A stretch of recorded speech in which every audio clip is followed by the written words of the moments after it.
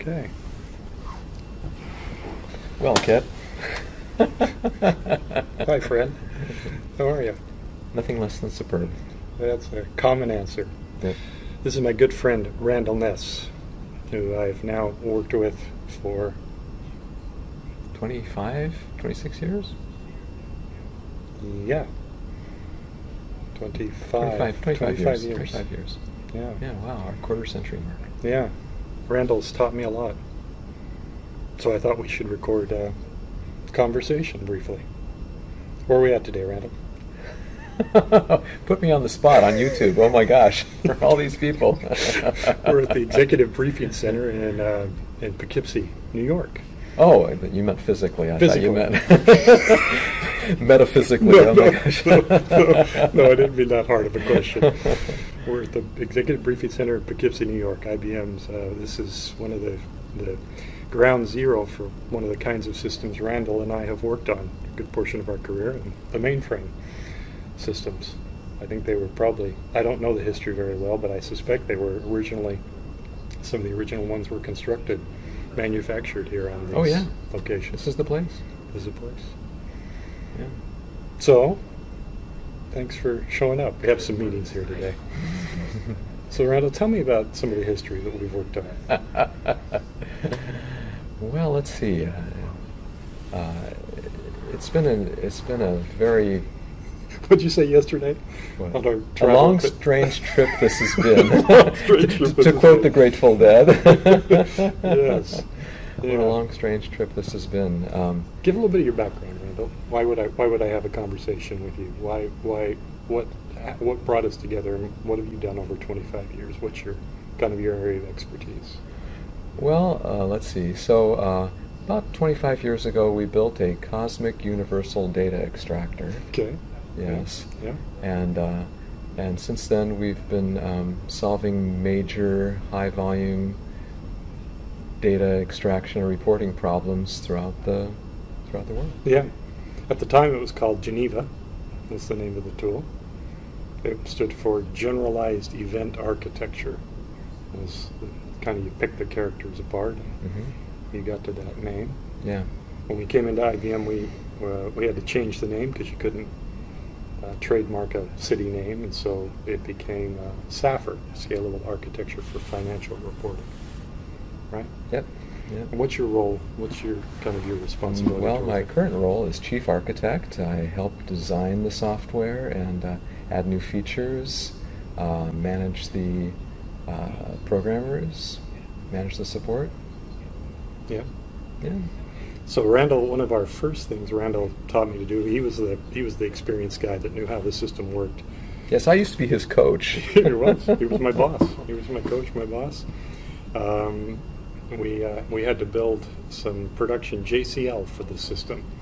One of our first all-nighters was when a customer required the JCL to run the system. They wanted to install and run it, and we didn't really have anything that was production ready. Yep. Yep. Well, one of the first of many all-nighters I've had with Kit. Yes, there was quite a few of those. Yeah. We felt we were part of Price Waterhouse at the time, and it's a big company, but we kind of felt like we were a little startup in a garage there in Sacramento, California. Yeah. We kind of operated that way, kind of like a startup company. It was fun, and we had pizza every night practically. Yes. Yeah. Getting us through the system testing cycles. Yes. Yes, we did. Yeah. So, where did SAFR come from? Where did Geneva come from? Give me the history before my time. Well, am I allowed to say client names and things like that? Yeah, I think for the most part, I don't think those people are going to care at this point. So yeah. Well, okay. It actually, the original idea started coming out of the Alaska State Department of Finance in the early 1980s. There was a big project that Price Waterhouse was doing up there, where they were flush with oil money at the time, and they said, Price Waterhouse, come up here and build us a Cadillac accounting system. And so the Seattle office was in charge of that project, and my original boss, Gary Larson, sold that project, and it was a very productive project for the course of 5 years, where they built an accounting system that ended up lasting 30 years up there in Alaska, which was very impressive. And what was one of the principles behind that made it unique? Well, I think it's that it was very high performance reporting, and they were able to. Funds accounting in state government is very difficult. It's hard to bring together all these different streams of data, and trying to think of all the different summarizations and roll-ups people wanted to have. So the thing that they did is they gave the users the flexibility to design their own reports. So I think that was the thing that kind of set that apart. It was all mainframe based at the time because that's all we had, but it was really kind of innovative in its design techniques, and accomplished a lot. Let me add to that. One of the Sure. key things that I think about that was that they recognized they couldn't maintain the summaries on an ongoing basis, and so they built it high performance so it could scan the detail transactions journals every time it needed to produce a report. Mm-hmm. And that was why it basically was built upon an event-based principle, Mm-hmm. is what kind of started us down this road of recognizing they had to do that sort of work Mm-hmm. in that way. I think we're getting a call I think from the caller. Jim's trying to find us. Hey Jim, I'm on YouTube right now. I can edit that out. Yeah. Maybe I won't. Okay. So that was one of the things that I think was the key about it, was the development of that. I didn't know they had actually gotten to that point at that project. Yeah, because it was the idea that every night there's I don't know how many accountants around the state could log into the system and could define their own reports. The number I heard was like 250 Yeah, all the time. so I knew it was in the hundreds. So okay. So then from there, Well, okay, so a lot of concepts for how to solve this big, large-scale reporting problem were solved during that project. And then, one of the key persons on that project was Rick Roth, who was our boss for many years. And so he was a Price Waterhouse senior manager at the time, and later became partner. But so he took a lot of those ideas, and he another key person was Doug Kunkel, who was hired in 1983 at that time to solve some of these problems, because he was an ace assembler programmer, and he knew how to get the machine to sit up and bark. So he could make it go through hoops and do wonders. So he could code on bare metal. He could code on bare metal. Yes, Doug coded on bare metal. Anyway, so then those two guys really solved a lot of problems. And then a few years later, in 1987, the State of Oregon Department of Transportation had some similar problems. The federal government had been giving them money to fund all their transportation construction activities across the state, and the federal government told the state of Oregon that their books were not auditable, and if they could not get their books auditable, they would want to have $27 million back. And so there was a crisis there, and of course at the time the controller for the Oregon State Department of Transportation was a fellow named Doug Goldbach, who actually knew Rick and Doug from up in Alaska, and he said, "Get me those guys, get me those guys." So we started a project down at the state of Oregon, and basically took those concepts and kind of like took them one step further, and so basically added on to it, and that really was probably what we would call Geneva version 0. Yeah, okay. It really was a lot of the same code, and we ended up really kind of expanding the whole idea of letting the user have the flexibility to design their own reports and design on a screen what they wanted to see in all these big batch reports. And so that turned out to be a very big success for them, and they were able to prove to the federal government that their books were auditable, and so it saved them $27 million. And we actually took later on, 93, we took back the code, the Geneva version 0, back to Alaska and installed it there. That's right. And that's what ended up they used for a lot of years afterwards. Yeah. The first version got replaced by the... No, not the whole accounting Not the whole system, account, just but the reporting just the piece. reporting Just the piece. reporting piece. And then around that time, well, let's see, around 1989, the state of Wyoming said, well, we have a very similar problem. Why don't you come over and straighten out our Department of Transportation? So some of the teams started migrating over there over the next couple of years, and then pretty soon we set up another project over there where we set up a large accounting system for them. And one of the things Rick told me one time was, he said, listen, in that day and age, in the 80s, no one was doing enterprise-wide work.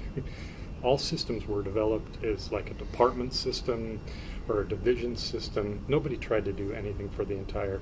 But he said these mandates from the federal government to these states are the ones that forced them to do some of these things, because they had to, for the audit requirements, they had to report on the state in total. Mm-hmm. And so that's why it was somewhat developed out of that space, because it required scale, because they were dealing with large volumes of data, because they had to deal with the enterprise in total. Mm-hmm. Is one of the explanations. Yeah, right. So anyway, so then that project became a very large success. So around that time, we started thinking that, maybe we've solved this problem in a unique way that nobody else has thought of, and we should see if we could take these ideas and take them around the world. So at that time, we decided to start commercializing the software and selling it to other firms besides government entities. Yeah. And right off the bat, we obtained a client which was a very large retailer at the time. Yeah.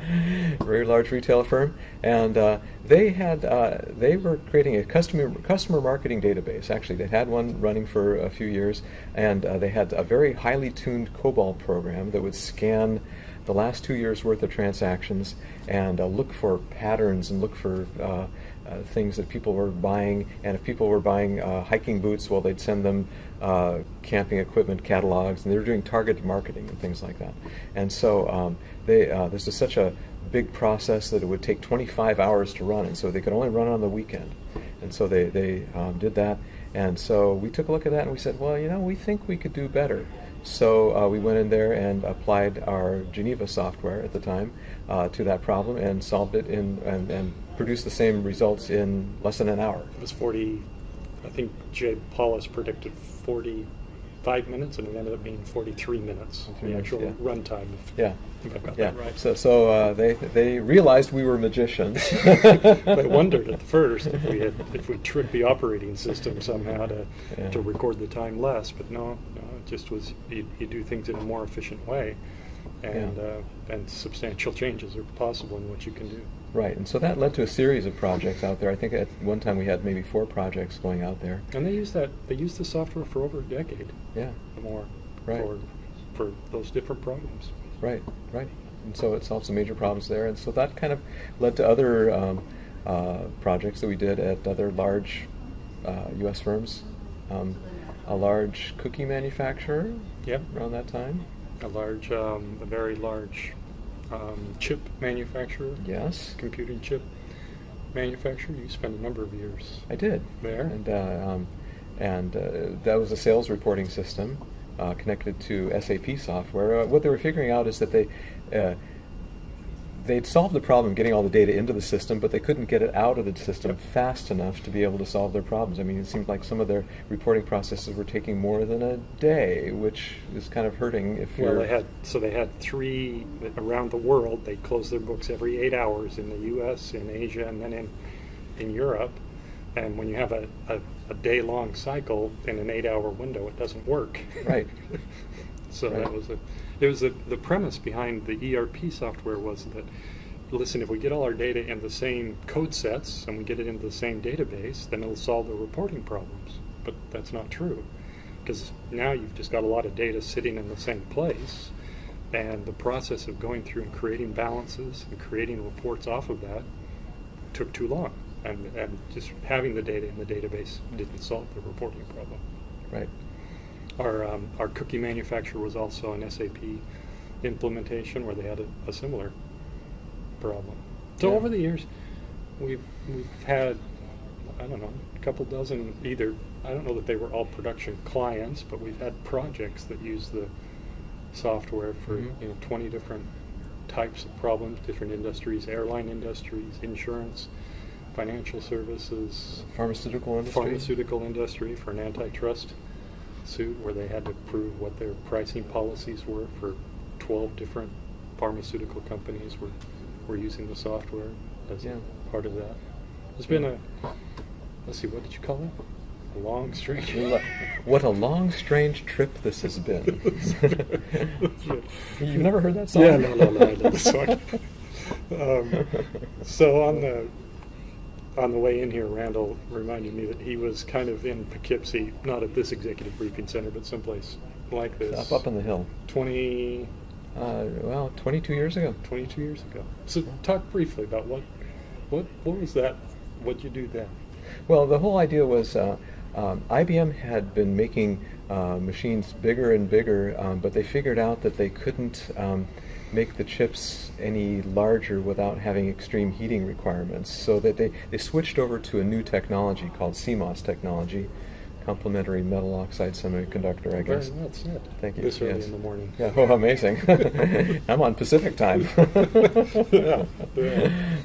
Okay, so that was what was going on in IBM at the time, that they were switching over to systems which could have more processors, but not as powerful processors. Rather than making big, large, monolithic processors, they were going to try to make cheaper and more efficient and air-cooled processors rather than water-cooled processors at the time. But they were trying to find ways of doing the same things they always had been doing in more efficient fashion. And so I came up here and was working on showing how we could use SAFR to solve some of these problems on the new hardware technology. And when you ran the system, what was the result? When we put SAFR on the system, well, it turned the lights out. They were amazed, weren't they? Yeah, they were. They really ran the channels and it ran the whole box at a very consistent rate over a sustained period of time, and they hadn't seen processes that ran that sort of way. Yeah.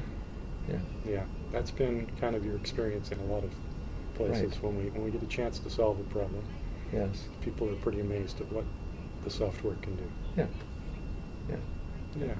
And I think, one of the things we've learned over the years is that it really makes sense to hang on to the detail, because you never know what you'll need later on. If you start summarizing out the detail at the beginning, then later on you figure out, well, I'm missing that data item that I needed. I wish I still had that. Yeah. So Yeah. the key is really to develop systems that can do sequential scans really quickly and efficiently.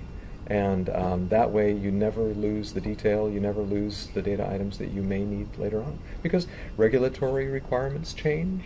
Well, people's interests change. You realize that there was something about the data you had captured that will provide you new benefit. Understanding your customers, understanding your products, understanding your markets. Those kinds of things change over time. Right. And that information, that history, just like our discussion here today, the history can be helpful in understanding where we're going. Yeah. And keeping that history, keeping that detail is important. Right. So we're into just-in-time reporting, just-in-time requirements. Off of the detail. Yeah.